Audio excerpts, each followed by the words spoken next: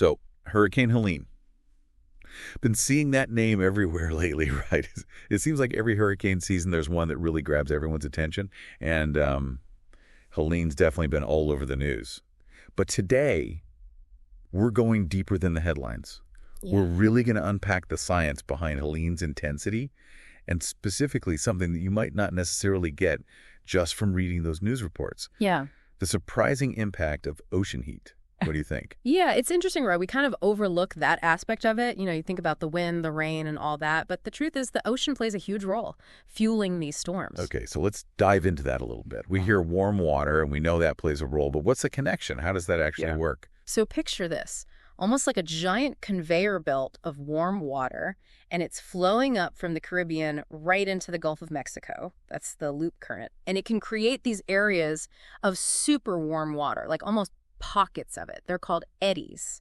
Now, Hurricane Helene just happened to form right on top of one of these warm eddies. So Helene basically got a hurricane power drink. More like high-octane fuel. I'm borrowing that phrase from a hurricane researcher, Brian McNulty. See, hurricanes, they use that heat energy rising from the warm ocean. It's like that's their fuel. That's what drives those strong winds and can cause these storms to become really powerful really quickly. That makes a lot of sense. But I'm guessing it's not quite as simple as, warmer water equals stronger hurricane. There's got to be other stuff going on too, right? Yeah. Oh, absolutely. It's a lot more complex than that. Think of it like building a campfire. I mean, you need the wood for sure to get that fire going, but there's other things that impact it, right? Right. Things like wind shear, which is basically a change in wind speed or direction that can actually rip a hurricane apart or can help it grow. And then you got things like too much dry air that can really stifle a hurricane's development. So it's really a whole bunch of things working together, not just one thing. So Helene, even with all this warm water, still had other forces kind of pushing and pulling it, ultimately shaping how intense it became. And I think what's so interesting to me is how much we can learn from these little details, these little nuances. It's not just about like this massive power of nature, but it's also about kind of understanding the balance of it all. Exactly. And what's really fascinating about Helene is, yes, that warm water definitely gave it a boost, but there was also enough wind shear and dry air around to kind of keep it in check. So, like, imagine if Helene had even less of that wind shear. Yeah, what if it had hit that warm water eddy directly with nothing to hold it back? What kind of impact are we talking about that? So we've been talking about Helene's potential, but what about the reality? I mean, with that mix of conditions it faced, what was the actual impact? Right. Well, even with those limiting factors, Helene was still a major hurricane. We're talking Category 3 strength, and it almost reached Category 4 at its peak. Wow. So yeah, even with those other factors, that warm water, it really gave Helene a lot of energy. And Category 3, that's still incredibly powerful. Yeah. What were some of the biggest impacts? What were people actually facing with this storm? Well, one of the scariest things with any hurricane is that storm surge, right? And Helene was no different. Remember all that talk about the warm water being fuel? Well, it also makes the sea level higher during a hurricane. It basically pushes even more water towards the coast.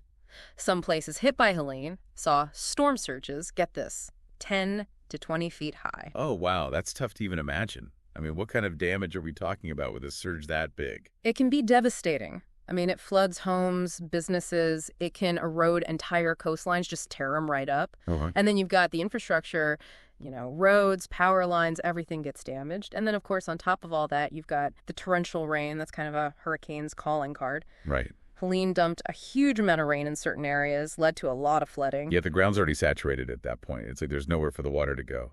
Exactly. And that's what I mean about it all working together. You can't just look at the wind or just the rain. It's how they interact, how they make each other worse.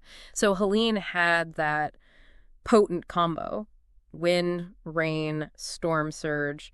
It all added up to a pretty significant impact on those areas that got hit. It's pretty amazing, though, how much we can actually tell about these storms now. Yeah. I know when we were prepping for this, we were talking about NASA's disaster program. They were really all over Helene, weren't they? Yeah, they were monitoring Helene constantly with satellite data. I mean, they can see the storm's path, how strong it is, how much rain is falling, even the ocean heat.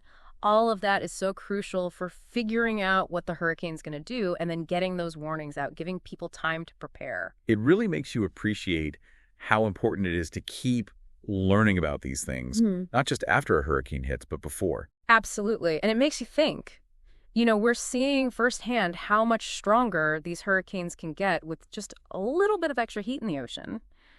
what happens if that trend continues? Yeah. Are we going to start seeing more hurricanes like Helene or even stronger ones as things warm up? It's kind of a scary thought, isn't it? Like, what's the trend going forward? Yeah, and scientists are definitely worried about it, trying to figure out what's next. Because we know global ocean temperatures are rising, so it's like we're just making more and more of that hurricane fuel all the time.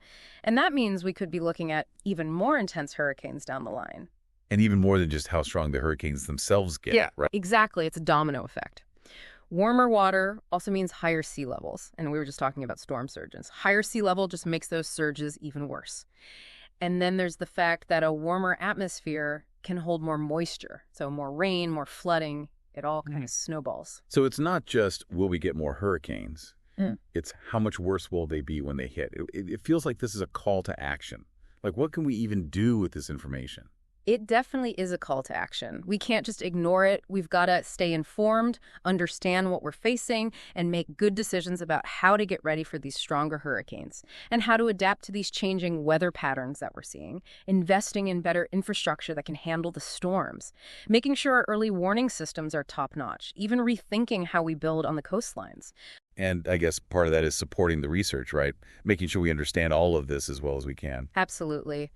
The more we know about this whole system, the ocean heat, how strong hurricanes get, how it all ties into climate change, the better we'll be at reducing the risks and keeping people safe.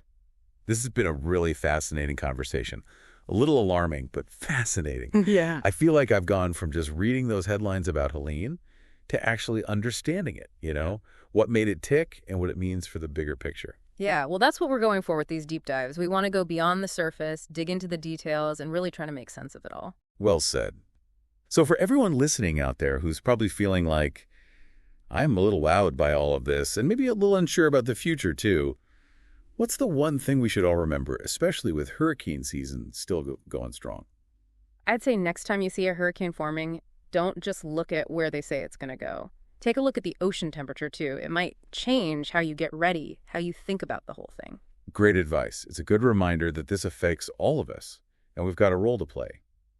What we do today really impacts how we handle these storms in the future, both literally and figuratively, right? Well, thanks for joining us for this deep dive. Until next time, stay curious, stay informed, and stay safe.